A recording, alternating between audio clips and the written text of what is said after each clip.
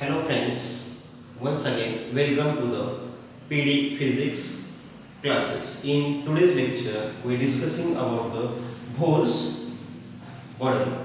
Before that Bhors model, there are different atomic models such as J.J. Thomson's model. According to the Thomson's atomic model, atom is nothing but a positively charged sphere and the electron are embedded in it. This model is also known as a plum pudding model. It fails to explain the stable atomic structure and the line spectra of the different elements. Later on, Rutherford performed an alpha particle scattering experiment and made an observations. We know it as a Rutherford atomic model. According to that, most part of an atom is empty and the total positive charge and whole mass of the atom is confined at the center, and he named it as a nucleus, and electrons are revolving around the nucleus in a circular orbit. The size of the nucleus is 10 to the power minus 15 meter, and that of the atom is 10 to the power minus 10 meter. Although it is a very important experiment which led to the discovery of the nucleus, but there are some drawbacks, such as when an electron is revolving around the nucleus, that means it performs a circular motion, and we know that the circular motion is an accelerated motion, and according to the electromagnetic theory, when a charged particle is in accelerated motion, it will liberate the energy. So the electron liberating the energy or emitting the energy, by continuously emitting the energy, its energy goes on decreasing and the electron falls down or fell down into the nucleus by taking spiral path. He could not explain the stable atomic structure and the hydrogen line spectrum. These drawbacks were removed by the Niels Bohr and made certain assumptions. We call it as a Bhors postulate. So in today's lecture we study the Bhors postulate. So the first postulate states that Bhors first postulate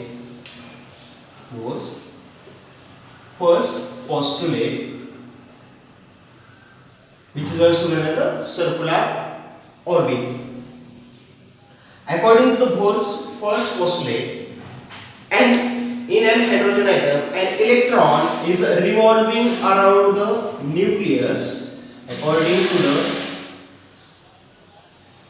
Bhors first postulate, an electron is revolving around the positively charged nucleus in a circular orbit, and we know that for the circular motion there is a necessity of the centripetal force. Therefore, that centripetal force is provided by the Coulomb's force, that is force of attraction between this positively charged nucleus and the negatively charged electron.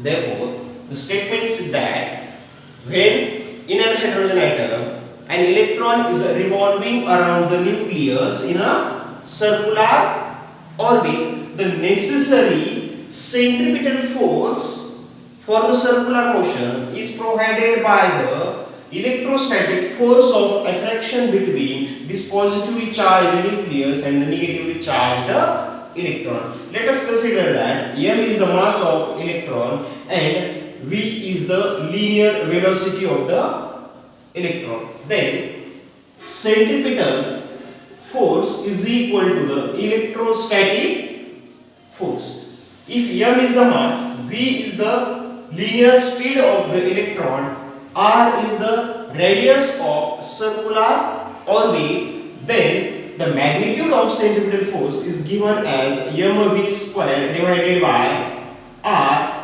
is equal to, say, electrostatic force. That means that Coulomb's force, that 1 upon 4 pi epsilon naught into E square divided by R square, where epsilon naught is the permittivity of the vacuum. The medium presented here is a free space, therefore epsilon naught is the permittivity of the vacuum, and R is the radius of circular orbit.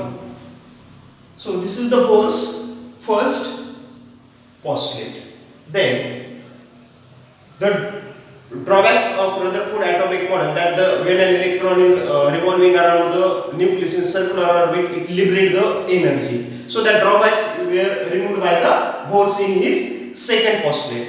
According to that, when an electron is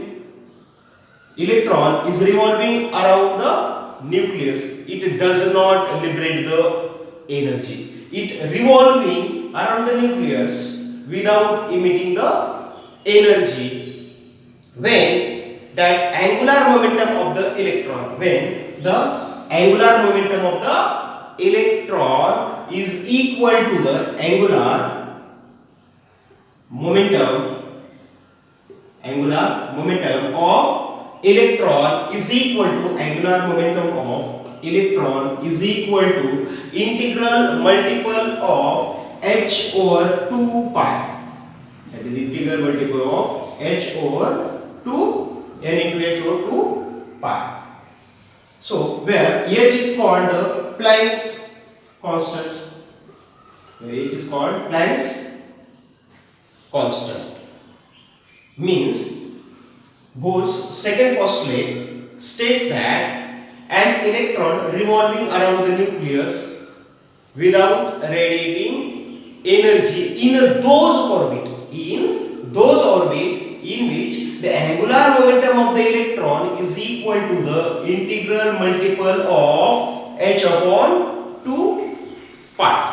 That means now the angular momentum is denoted by letter L. The angular momentum is equal to I into omega, where I is called the moment of inertia. That I denotes the moment of inertia of the electron about its axis, and omega is the angular velocity of the electron. Therefore L is equals to, we can write I, if M is the mass and R is the radius from that or the distance between axis of rotation and the electron. Therefore we can write it as a mr square. We can write this as, we know the relation between angular velocity, linear velocity. Therefore here we can write it as a v upon r, because omega is equal, since omega is equals to v divided by r. Then 1 and half get cancelled. Therefore L is equals to mvr. So this is the angular momentum, and this angular momentum is equal to the integral multiple of h over 2 pi. Therefore the angular momentum is equal to, therefore this angular momentum is equal to n into h over 2 pi. Therefore we can write it as mvr is equals to n into h over 2 pi, where this n is equals to an integer number 1, 2, 3 and so on. It represents the number of orbits, or it is also known as a principal quantum number. When an electron revolving around the nucleus and satisfies the condition, that is the angular momentum is equal to n into h over 2 pi, the electron will revolving around the nucleus without radiating energy. The energy remains constant. So that orbit is called as the stable orbit. Then the last postulate, or the third postulate of Bhors, it states that an electron radiates the energy. In second postulate we discussing that an electron is revolving without radiating energy. In third postulate, we discussing that an electron radiating energy when an electron jumps from